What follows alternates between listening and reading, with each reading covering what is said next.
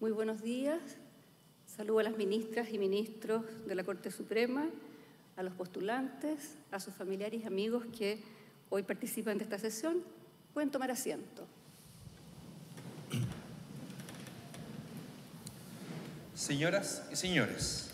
según lo dispuesto en el artículo 521 del Código Orgánico de Tribunales, esta audiencia pública en que la Corte Suprema se encuentra reunida en pleno, tiene por objeto otorgar el título de abogada o abogado una vez que ustedes, postulantes, presten el juramento o promesa de rigor para desempeñar con lealtad y probidad la profesión. A continuación, el señor secretario del Tribunal procederá a tomar el juramento o la promesa, que será recibido por las señoras y señores ministros de la Corte Suprema. Les invito a todos a ponerse de pie.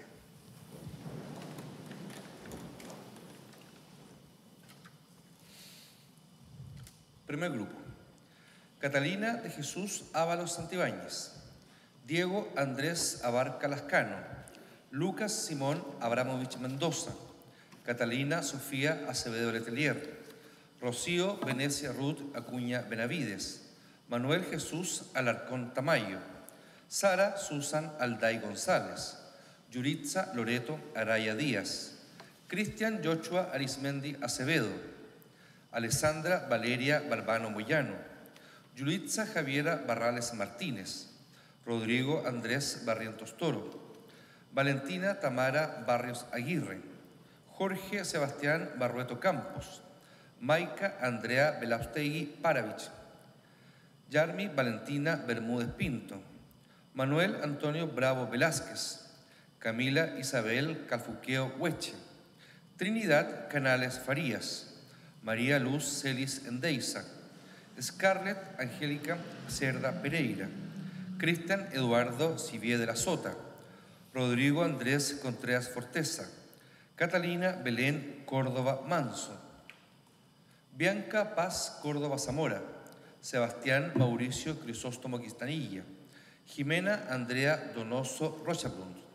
Cintia Catiusca Durán Hidalgo, Claudio Bernardo Echagüe Sandoval, Juan Patricio Errázuriz Muñoz, Sergio David Escobar Suárez, Anivet Marlene Esparragosa Galvis, Fabiola Maribel Espinosa Orellana, Natalia Estefanía Fernández Castro, Sebastián Alejandro Fernández Rucán, Sebastián Andrés Frankovich Ojeda, Alberto Antonio Gaiguillos Nardón, Santiago Geise Anguita, Viviana Fernanda González Guirrimán, Camila Alejandra González Tardío, Mauricio Antonio Hernández Cárcamo,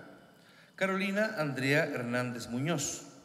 Estefanía Araceli Hernández Riquelme, Victoria Herrera Céspedes. Licenciadas y licenciados, ¿juráis o prometéis desempeñar leal y honradamente la profesión de abogada o abogado? Sí, juro. Segundo grupo: Matías Javier Herrera Valenzuela, Tomás Lavé Infante, Francisca Beatriz Lascano Romero, Crisle Caroline Leiva Norambuena, Vania Daniela Lemus Suárez, Alex Ignacio León Martínez, Ignacia Jesús Manríquez Núñez, Catalina Sofía Mardones Bustamante, Belén Katia Matamala Molina, Olga Ignacia Mayorga Ormeño, Maximiliano Benjamín Merino Toledo, Luciano Elías Monroy San Martín, Andrés Gabriel Moya Rolandi, Edith Alexia Muñoz Müller, Fernando Sebastián Ignacio Naranjo Domínguez, María Belén Navarrete González, Adriana Janet Holguín Jara, Sebastián Eduardo Opitz Herrera, Víctor Ignacio Jesús Ormeño Matamala, Miguel Ángel Ortiz Quiroga, Sofía Ignacia Palavecino Parada, Francisca Victoria Pino Fabre, Benjamín Gonzalo Leonardo Prieto Ursúa, Guadalupe María del Rosario Quiroga Salazar, Muriel Ramírez Cabello, Splitana Rastrillina, Joel Ignacio Reyes Navarro, Gabriel Alonso Riquelme Gutiérrez, Aníbal Felipe Rodríguez Contreras, Tabata Valesca Rojas Castro, Estefanía Montserrat Rojas Torres, Óscar Osvaldo Romero Jara, René Basilio Antonio Salgado Molina, Javiera Constanza Sánchez Yáñez, Josefina Antonieta Sierra Poblete, Javiera Marcela Torres Salazar, Antonia Eliana Urteaga Cíbal, Horacio Antonio Valdivia Cortés, Alejandra Yasmín Vázquez Calderón, José Tomás Vilches Lieberman, Solange Osmaida Villar Vázquez, Rodrigo Antonio Yáñez Flores, Carla Francisca Zamorano Rojas y María Esperanza Zúñiga Villar. Licenciadas y licenciados, ¿juráis o prometéis desempeñar leal y honradamente la profesión de abogada o abogado? Sí, juro. Señora Presidenta, señorías, las licenciadas y los licenciados han prestado juramento o promesa. Licenciadas y licenciados, en virtud del juramento que han prestado y por reunir los requisitos que señala la ley de conformidad a lo dispuesto en el artículo 522 del Código Orgánico de Tribunales, en nombre y representación de la Corte Suprema de Justicia, les declaro legalmente investidos con el título de abogados o abogadas según corresponda. La Corte Suprema les felicita y les desea una plena realización profesional. Podemos aplaudir este logro.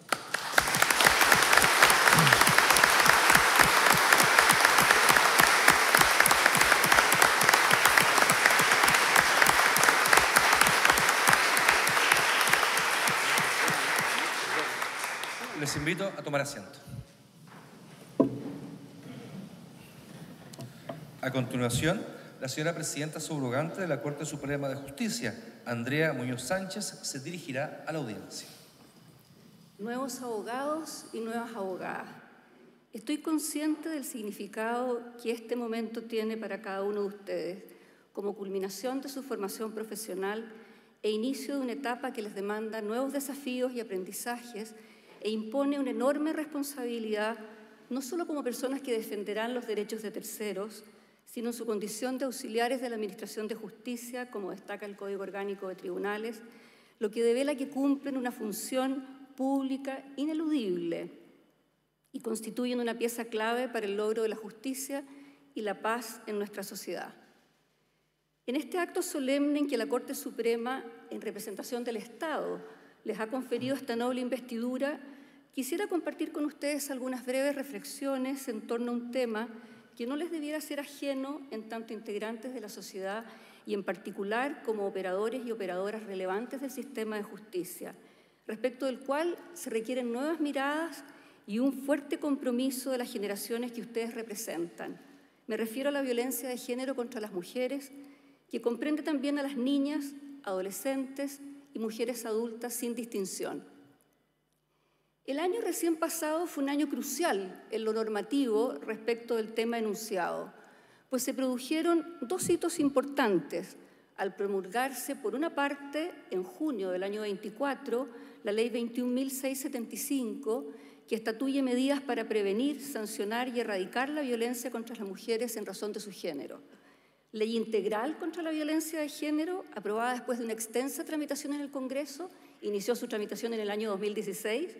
y que viene a cumplir con obligaciones internacionales, concretamente con los mandatos de la Convención Interamericana para prevenir, sancionar y erradicar la violencia contra la mujer, más conocida como la Convención de Belém do Pará.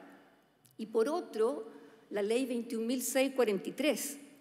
que entró en vigor en el mes de agosto del año 24, también conocida como Ley Carin, que modificó el Código del Trabajo y otros cuerpos legales en materia de prevención, investigación y sanción del acoso laboral, sexual o de violencia en el trabajo, destacando en su artículo 2,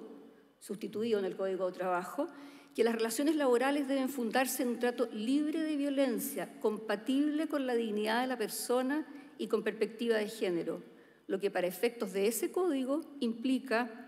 la adopción de medidas tendientes a promover la igualdad y erradicar la discriminación basada en dicho motivo.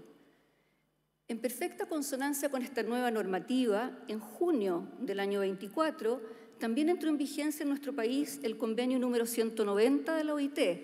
sobre la eliminación de la violencia y el acoso en el mundo del trabajo, primer instrumento internacional que reconoce específicamente el derecho de toda persona a un mundo de trabajo libre de violencia y acoso. Este marco normativo presenta sin duda enormes desafíos para el sistema de justicia en general y el Poder Judicial en particular, por los efectos que dichos cuerpos legales aspiran a introducir en nuestra sociedad y en nuestra cultura, en la medida que la erradicación de toda forma de violencia en contra de la mujer supone su comprensión como un problema social,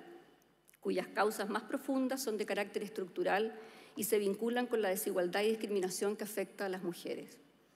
En efecto, la desigualdad histórica que han vivenciado las mujeres, como dice la Convención de Belém do Pará, opera como causa y como efecto de la violencia de que son víctimas. Fíjense, como causa y como efecto. Como causa, porque su posición de desventaja en la sociedad, la desvalorización de lo femenino frente a lo masculino, genera relaciones de poder que abren espacio a la violencia. Como efecto, porque la violencia de que son objeto las mujeres impide, dificulta o pone barreras a un desarrollo igualitario. Esto nos obliga a tomar conciencia de que no podremos erradicar la violencia en la vida de las mujeres si no trabajamos al mismo tiempo y con la misma fuerza por lograr una igualdad real, sustantiva entre hombres y mujeres. La Convención Interamericana para Prevenir, Sancionar y Erradicar la Violencia contra la Mujer, más conocida como Convención de Belém do Pará, que fue aprobada por la Asamblea General de la OEA en el año 94, constituye un instrumento señero a la hora de abordar el tema de la violencia de género, y es el cumplimiento de sus mandatos lo que ha impulsado la dictación de la Ley 21.675. La Convención entiende por violencia contra las mujeres, comillas, cualquier acción o conducta basada en su género que cause muerte, daño o sufrimiento físico, sexual o psicológico a la mujer, tanto en el ámbito público como en el privado.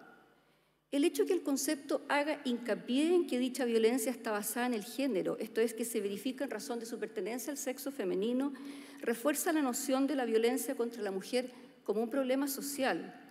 más que individual, que exige respuestas integrales, más allá del suceso concreto, de la víctima, del autor o de las sobrevivientes. Fíjense que la Convención es el primer instrumento internacional que reconoce que la violencia contra la mujer constituye una violación a sus derechos humanos y que conlleva una ofensa a su dignidad y una limitación severa a la igualdad, desde que atraviesa a todos los sectores sociales y afecta, cómo no, su participación en todas las esferas, social, política, económica, por lo que su eliminación constituye una condición para alcanzar su desarrollo igualitario. Chile suscribió la Convención un par de años después de su aprobación y, al igual que los demás países de la región, partió legislando sobre la violencia doméstica o intrafamiliar, que se consideró en aquella época una gran novedad, ya que implicaba un cambio de paradigma al entender que es deber del Estado sancionar la violencia contra las mujeres, sea que ocurra en la esfera pública o también en la esfera privada. Han pasado ya más de 2 décadas y era tiempo de avanzar hacia una ley de violencia integral que permitiera dar un tratamiento unificado y coherente a todas las formas de violencia, desde las políticas públicas al sistema de justicia, pasando por la recolección de datos e información estadística, que es un elemento indispensable para conocer los alcances del fenómeno. Sé que este no es el momento ni la instancia para hacer un desarrollo de los cuerpos legales que he destacado. Sin embargo, permítanme mencionar brevemente algunos aspectos centrales de la Ley 21.675 que creo revelan la importancia de su dictación. En primer lugar, toma el concepto de violencia de género de la Convención de Belém do Pará que antes referí y agrega que también lo es, o sea, también es violencia de género, aquella dirigida a los niños, niñas y adolescentes con el objeto de dañar a sus madres cuidadoras, lo que doctrinariamente se conoce como violencia vicaria. Define distintos tipos de violencia, física, psicológica, sexual, económica, simbólica, institucional, entre otros ginecobstétrica también. Contempla una serie de principios, entre los cuales valga destacar el de igualdad y no discriminación, la debida diligencia, la ley habla de lo que se llama diligencia reforzada, centralidad de la víctima y no regresividad de los derechos humanos. La ley también contiene reglas de interpretación de su contenido, estableciendo que en ella, es decir, en la interpretación, debe resguardarse una vida libre de violencia y considerar como fuente especial e integradora los tratados internacionales ratificados y vigentes en Chile, En particular, la Convención para la Eliminación de toda forma de discriminación, CEDAW, por sus siglas en inglés, y la Convención de Belém do Pará. Por otra parte, con el objeto de mejorar el acceso a la justicia, innova, estableciendo modificaciones relevantes en el procedimiento, como aquella consistente en que una vez declarada la incompetencia por un tribunal de familia, que como saben suele ocurrir frecuentemente, debe remitir los antecedentes no solo al Ministerio Público, sino también debe comunicarlo al juzgado de garantía competente, quien está obligado a controlar y hacer seguimiento a las medidas cautelares decretadas en sede de familia. Y dos cosas más que considero relevantes. Se crea una comisión de articulación para abordar la violencia de género a la que le corresponde coordinar a nivel nacional las medidas adoptadas por el Estado para la prevención, sanción y erradicación de la violencia de género, la que está integrada por el Poder Judicial, el Ministerio Público, el Ministerio de la Mujer, otros ministerios, Carabineros de Chile y Policía de Investigaciones. Y se crea un sistema integrado de información sobre violencia de género para mejorar la respuesta estatal de forma integral e intersectorial. El Poder Judicial, consciente de los desafíos que presenta la implementación de esta ley para garantizar un efectivo acceso a la justicia, ha tomado diversas medidas desde antes incluso de su entrada en vigencia, para lo cual designó una ministra de la Corte Suprema, doña Gloriana Chevesic, con ese objetivo, la que ha desarrollado una serie de actividades, tales como jornadas de difusión de la ley, desarrollos informáticos para dar cabida a las innovaciones en los sistemas de tramitación de causas, ha participado en representación del Poder Judicial en la Comisión de Articulación y contribuido a la elaboración de los reglamentos que han de dictarse al alero de la ley. Asimismo, se han levantado los nudos críticos en la interpretación y aplicación de la ley, no todo es tan simple de interpretar, y en los cuales estamos trabajando. Sin duda, los dos grandes desafíos son lograr una buena coordinación entre las competencias de familia y penal y también en relación al Ministerio Público y a Carabineros, y reforzar la capacitación de jueces y juezas. Ahora,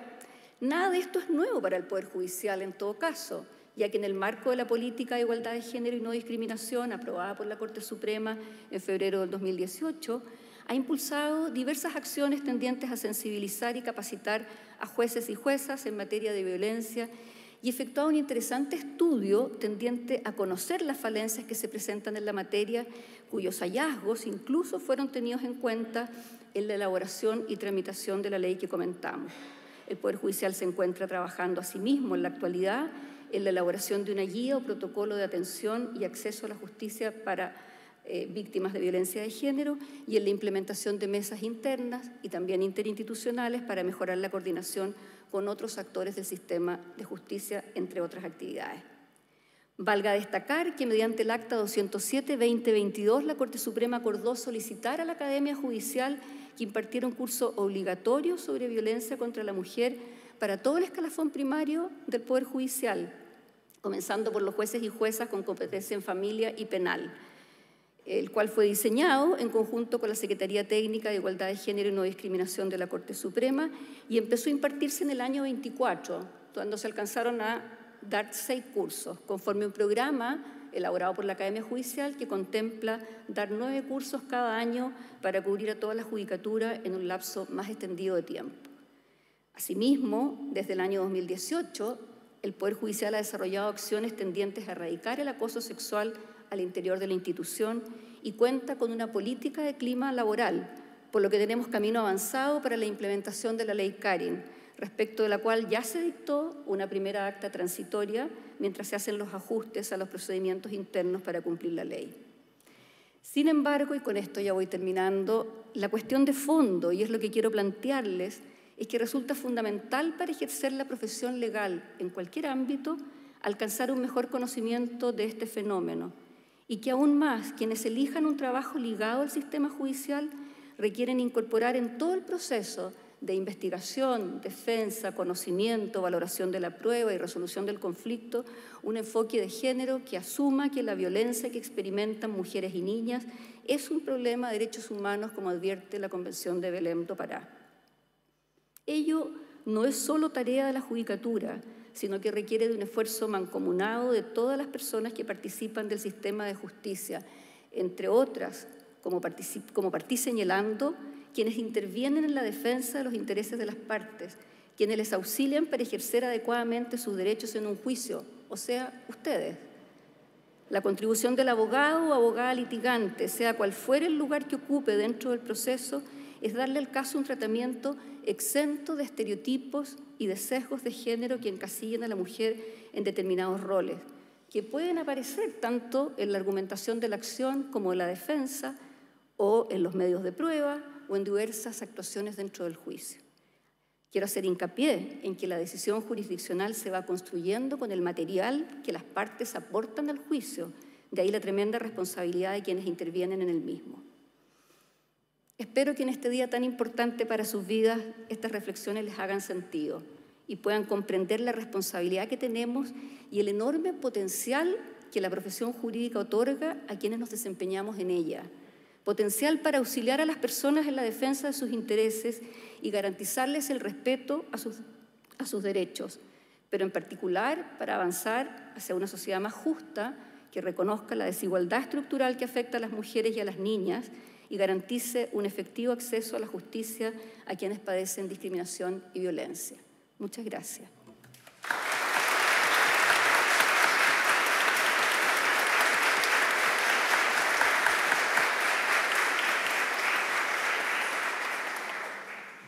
Por haberse cumplido el objetivo de esta audiencia, se le pone término. Muy buenos días y felicidades de nuevo.